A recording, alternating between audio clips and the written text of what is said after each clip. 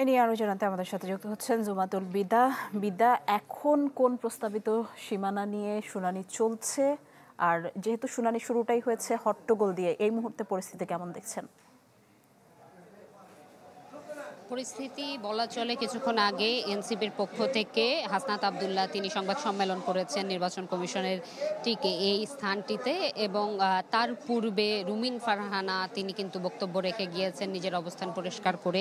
সকালের যেই ঘটনাটি হাতাহাতির, সেই ঘটনাটির যেই বিচারের কথা, সেই দাবিটি কিন্তু এনসিপির পক্ষ থেকে যিনি ভুক্তভোগী ছিলেন তিনি তুলেছেন, এবং তিনি আসলে অভিযোগ করেছেন যে বর্তমান ইসি বিএনপির দপ্তর সম্পাদকের ভূমিকা পালন করছে। এমন অভিযোগে তিনি জানিয়েছেন যে সিসি ক্যামেরার ফুটেজ যাচাই বাছাই করে বিচারের আওতায় যাতে আনা হয় যারা অভিযুক্ত রয়েছে তাদেরকে, এবং একই সাথে এই বিচার যদি সম্পন্ন করতে না পারে সেক্ষেত্রে পদত্যাগের আহ্বান করা হয়েছে তার পক্ষ থেকে। অন্যদিকে হাসনাত আব্দুল্লাহর যে মন্তব্য রয়েছে সেটি যদি আমাদের দর্শকদের জন্য একটু তুলে ধরি, তিনি কিন্তু প্রতিটি ধাপকে ব্যাখ্যা করেছেন এবং তিনি বলেছেন আগামী নির্বাচন কেমন হতে পারে এবং ইসির ভূমিকা কি হবে, অন্য রাজনৈতিক দল হিসেবে বিএনপির ভূমিকা কি হবে সেটি আজকের এই ঘটনার মধ্য দিয়ে জানা গিয়েছে বলে তিনি জানিয়েছেন। এবং ইসি কোনো একটি দলের পার্টি অফিসে পরিণত হয়েছে এমন অভিযোগ কিন্তু হাসনাত আব্দুল্লাহ করেছেন। অন্যদিকে আমরা একটু যদি দেখি যে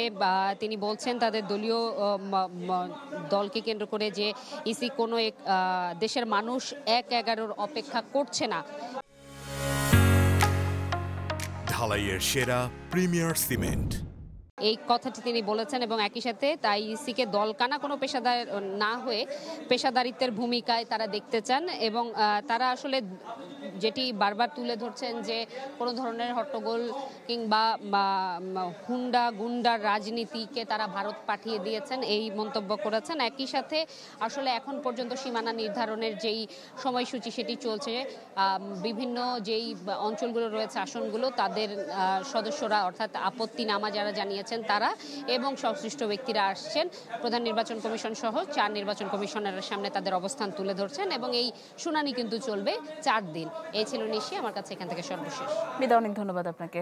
দর্শক দেখছিলেন নির্বাচন কমিশন কার্যালয় থেকে আমাদের সাথে যুক্ত হয়েছিলেন জুমাতুল বিদা।